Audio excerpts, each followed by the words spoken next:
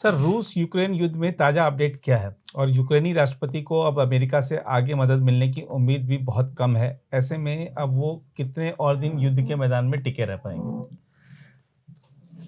देखिए, रूस यूक्रेन की जो ताज़ा अपडेट यही है कि 2 हफ्तों के बाद 3 साल पूरे हो जाएंगे जी तकरीबन। जी 22 तारीख ले लीजिए अगर आप, जी तो 3 साल पूरे होने वाले जी हैं रूस यूक्रेन युद्ध के।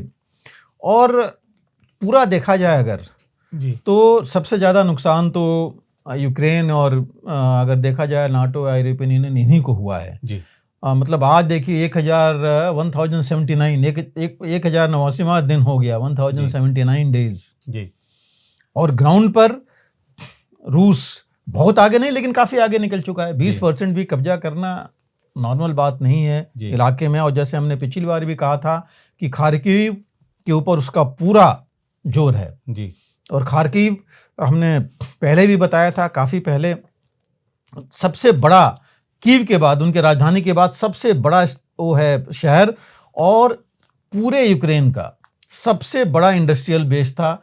इंडस्ट्रियल ही नहीं, हर एक में, बट इंडस्ट्रियल में इसलिए कह रहा हूँ कि military industrial base, defence industrial base सबसे बड़ा था। जी चाहे वो मिक्स थे वहाँ पर, चाहे T-90 टैंक्स थे, आर्मर्ड व्हीकल्स थी, मतलब सबसे बड़ा कॉम्प्लेक्स था वो। जी और हब था कम्युनिकेशन से लेकर के रोड्स, रेल्स, हर एक चीज़ का। और वहाँ पहुँच गया है 10-15 किलोमीटर, जो कि बहुत ज़्यादा नहीं लगता, लेकिन आखिरी में थोड़ा समय ज़रूर लगता है पूरा कैप्चर करने में वहाँ पर। और सबसे बड़ी बात है कि वहाँ से यूक्रेन की सेना पीछे जा रही है। जी डिजर्टर्स हो रहे हैं, लोग देख रहे हैं। पहले, अभी नहीं, 3-4 महीने पहले भी हमने बताया था, न्यूज़ में उनके आ रहे थे, वेस्टर्न मीडिया में जो आते नहीं थे, कि उनके सोल्जर्स कह रहे हैं कि हम पा के आ रहे हैं यहाँ, जी सब कुछ हारते जा रहे हैं, कमांडर पीछे भाग रहे हैं, तो ये भी छोड़ के वहाँ से भागते आ रहे हैं।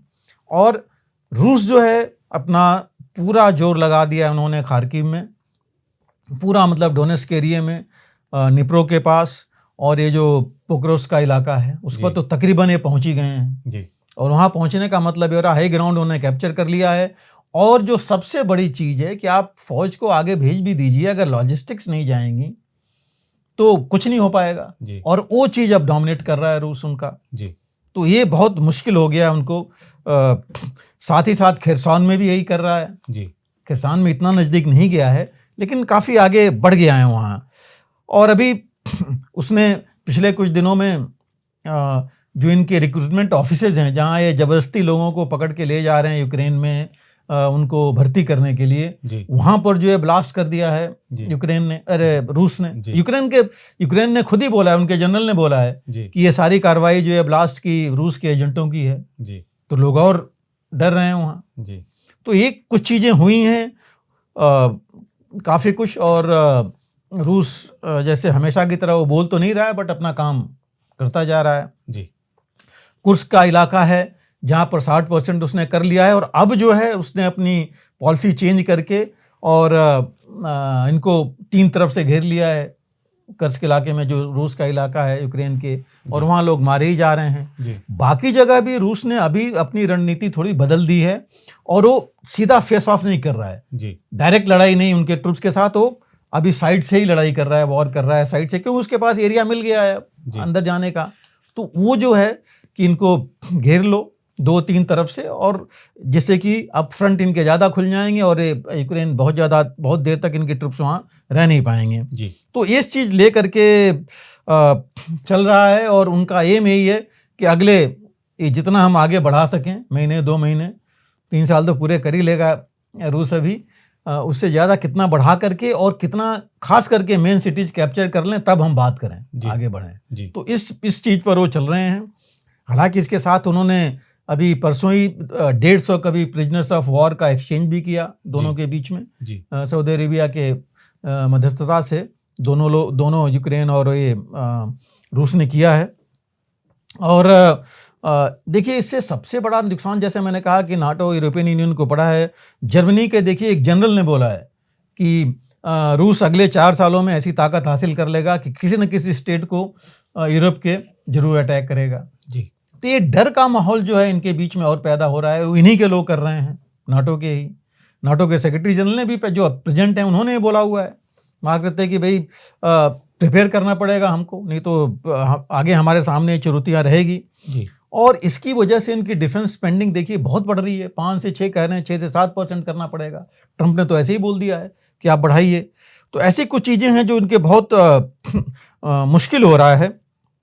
और ये इनके यूक्रेन के ट्रुप्स जो है, एक तो उनको सप्लाईज नहीं मिल रही हैं, मोराल डाउन है, प्लस ये फॉग इतना हो रहा है इस समय वहाँ पर कि ड्रोन्स भी उनको इंटेलिजेंस नहीं दे पा रहे हैं, सर्वेलेंस उनसे नहीं हो पा रहा है। जी। तो इनका नुकसान ज़्यादा हो रहा है। हालांकि लड़ाई ड्रोन्स की ज़्यादा चल रही है आजकल। जी। और चूंकि ड्रोन्स अभी इन्होंने कर लिए हैं अपने, जेलेंस्की ने भी। दूसरा उसमें देखा जाए तो आगे की जो बातचीत की है, अब जेलेंस्की भी लग रहा है सरेंडर कर चुके हैं। जी। पहले वो कहते थे कि हम किसी कीमत पर नहीं मानेंगे, इसके अपने जो ज़मीन हमारी है हम उसको लेके रहेंगे, हमें नाटो मिलनी चाहिए। लेकिन अब जो है वो जो ट्रम्प के प्लान है उसके मुताबिक वो भी चलना चाहते हैं। और उनको चूँकि अब अपने सोल्जर्स रह नहीं रहे हैं, वेपन्स मिल नहीं रहे हैं, एड मिल नहीं रहा है, तो सिर्फ ड्रोन्स लेके कहाँ तक चलेंगे। और देखिए उन्होंने खुद बोला है, अभी परसों उन्होंने एक न्यूज़ उसमें कॉन्फ्रेंस में कह रहे थे कि उनकी टीम जो है ऑलरेडी कांटेक्ट में है अमेरिका में, एनएसए के और जो जनरल केथ केलॉग हैं उनके इंटरलॉक्यूटर जो हैं या इन्वॉय हैं ट्रम्प के यूक्रेन रशिया वॉर के लिए, उनकी टीम ऑलरेडी उनसे टच में है कि अमेरिका की डेलीगेशन वहाँ पर आए। उन्होंने खुद बोल दिया अभी कि वो रेडी हैं कि अमेरिका की कंपनी इन्वेस्ट करें आकर के यूक्रेन में, इनके रेयर अर्थ जो हैं उसमें, और उसके बदले में इनको जो है गारंटी मिले, सिक्योरिटी और जो वेपन्स हैं वो मिलें। अब उस लेवल पर भी ये आ गए हैं जो पहले नहीं वो कहते थे, वो चाहते थे। और उनका कहना है, उनका क्या, उनकी टीम का कहना है, यूक्रेन के इनके जो लोग हैं उनका कहना है कि अगर अमेरिकन कंपनी जाएंगी यहाँ और रेयर अर्थ मिनरल्स में आएंगी तो अमेरिका को एज इट इज सिक्योरिटी यहाँ बढ़ानी पड़ेगी। जी। तो अब इस जगह पर आ गए हैं लेकर के। और उन्होंने ये भी बोला है कि पुतिन से बैठ करके सीधी बात करना चाहते हैं, तैयार हैं, लेकिन यूरोप के जो बाकी साथी हैं उनके वो होने चाहिए। तो अब ये जो पहले कई चीज़ें नहीं कह रहे थे उसमें भी वो आ गए हैं। और जो इन्होंने अपना लैंड फोर्सेस कमांडर भी इन्होंने बदल दिया है यूक्रेन ने। जी। अब वो कह रहे हैं कि नहीं, अब हम काउंटर अटैक पर ध्यान देना चाहिए। तो ये कुछ चीज़ें इन्होंने की हैं क्योंकि इनको भी पता है कि अब जो है इनके हाथ से निकलती जा रही है और ज़्यादा हो गया तो इनको और ज़्यादा मुश्किल हो जाएगा।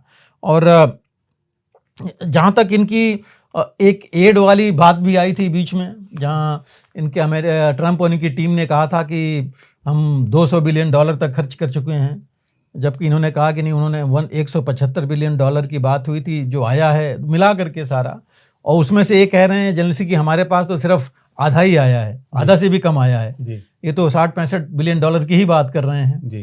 कि उतना ही तकरीबन आया है। 145 में $72 बिलियन की बात कर रहे हैं, आधा ही हमारे पास आया है। जी।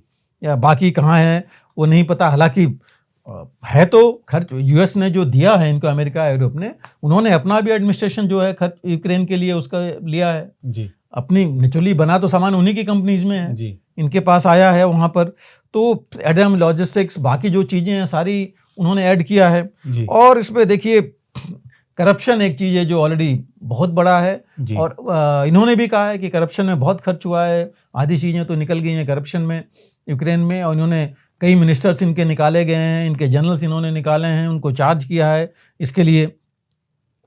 जहाँ तक देखिए ट्रम्प का सवाल है, इन्होंने तो इनकी टीम, मैंने कहा था पहले भी कि जून जुलाई पिछले साल ही उन्होंने अपनी रिपोर्ट बना ली थी, मई जून में जो इन्होंने दिया था। और अभी इन्होंने जो है ऑलरेडी डिक्लेयर कर दिया था। हालांकि जो एक्चुअल टर्म्स हैं वो इनके, जो हमने जनरल केथ केलॉग की बात की थी, वो अभी जर्मनी में जाएंगे अगले 3 दिनों में के बाद, वहाँ पर वो डिक्लेयर करेंगे, जहाँ पर उनकी सिक्योरिटी मीटिंग है। जी। वहाँ पर वो इसका खुलासा करेंगे। लेकिन उसमें वही है कि जो सीज फायर पर बातचीत होगी और जो जहाँ है वहीं रहेगा, मतलब जो कैप्चर कर लिया रूस ने उनके पास रहेगा। रेयर अर्थ मिनरल्स खास करके देखिए, रेयर अर्थ जो है डोनेस्क इलाके में बहुत ज़्यादा है वहाँ पर। जो ये पूरा इलाका है और उसमें यूरेनियम, टाइटेनियम, लिथियम जो है मतलब ट्रिलियंस ऑफ डॉलर्स जो ये मेन है, जिनकी ज़रूरत वहाँ पर इलेक्ट्रॉनिक से लेकर के और बैटरी से लेकर के हर एक चीज़ में है जी। तो ये जो है वहाँ की बहुत इंपॉर्टेंट है। और ये भी है उसमें आज की तारीख में जिस तरह रूस आगे बढ़ रहा है तो आधे से ज़्यादा मैक्सिमम तो रूस कैप्चर कर लेगा वो एरिया। जी। कोकिंग कोल से लेके बहुत बड़ा है वहाँ पर। तो ये जो चीज़ें हैं कुछ वहाँ पर एयर अर्थ्स बहुत मात्रा में हैं जो पूरी तरह एक्सप्लोर नहीं थे जी। लेकिन फिर भी जो भी बचेगा वो ट्रम्प चाहते हैं कि इसके बदले में जैसे हमने कहा लेन देन वाली बात तो उसी पर वो चलेंगे लेकर के।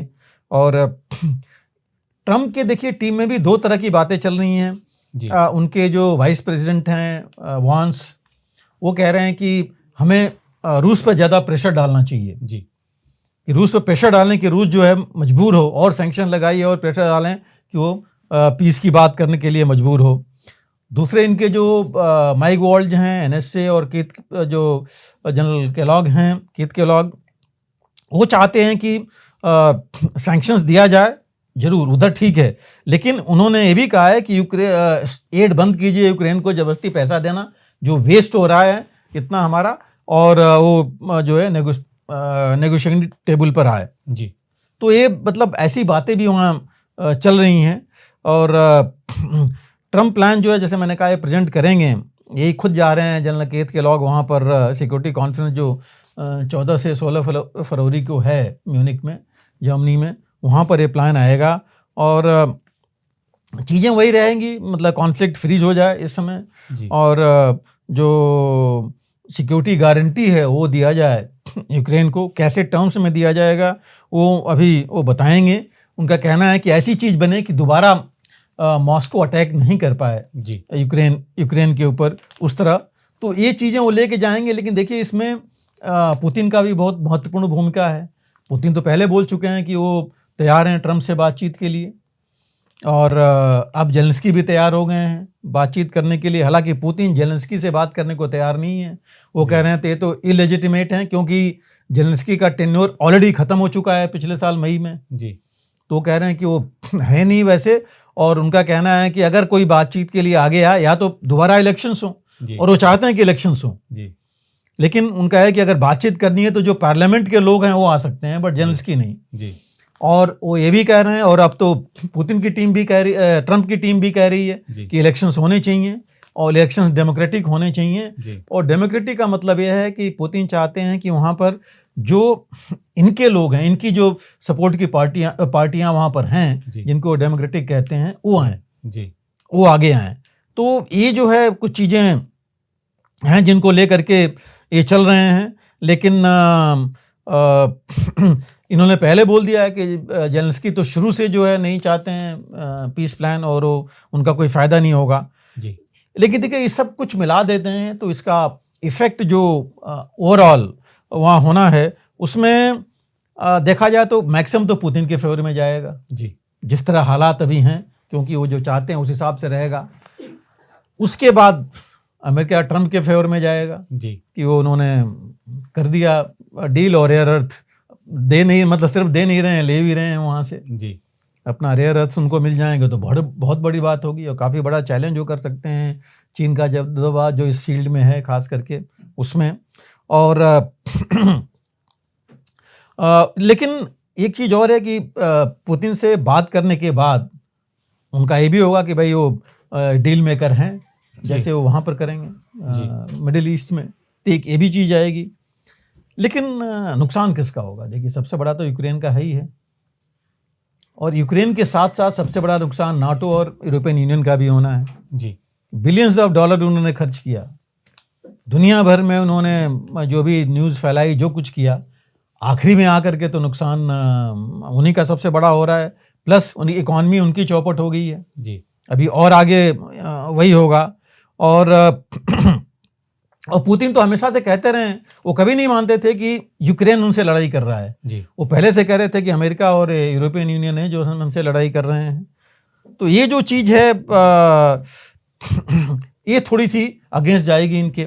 जी, और इसको देख करके अगर पुतिन या रूस को सक्सेस मिल रही है, मिलती है और माना जाता है अगर दुनिया में, तो इस हिसाब से देखेंगे तो जो रूस, चीन और ईरान की और नॉर्थ कोरिया एक्सिस है, एक और एक्सिस बन जाएगा। जी, और ये एक्सिस अगर बन के उभरा तो और मुश्किलें बढ़ जाएंगी अमेरिका और बाकी लोगों के लिए। जी, बाकी देश भी इस तरह डिवाइड हो जाएंगे। जी, और क्या जो नॉन स्टेट एक्टर्स हैं, जी, खास करके अलकायदा लीजिए, आईएसआईएस लीजिए, हमास लीजिए, हिजबुल्लाह लीजिए, क्या इस तरह के और जो कुछ और समूह आएंगे, नॉन स्टेट एक्टर्स इस तरह आगे आएंगे जिनकी मदद इस तरह से होगी? जी, और आखिरी चीज़, क्या फिर बाकी कुछ देश बड़े छोटे हों बड़े हों, वो नहीं कहेंगे कि ठीक है, अगर ट्रंप उधर या ऐसी डील की बात कर सकते हैं, जी, वो वहाँ गाजा लेने की बात कर रहे हैं, जी, उधर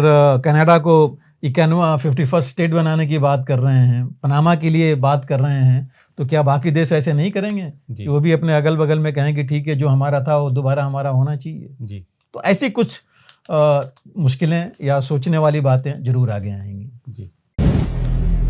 अगर आप भी लेना चाहते हैं देश दुनिया की तमाम जानकारी तो आज ही सब्सक्राइब करें हमारे चैनल को। साथ ही नीचे दिए बेल आइकन को जरूर दबाएं ताकि हर अपडेट आप तक पहुंच सके।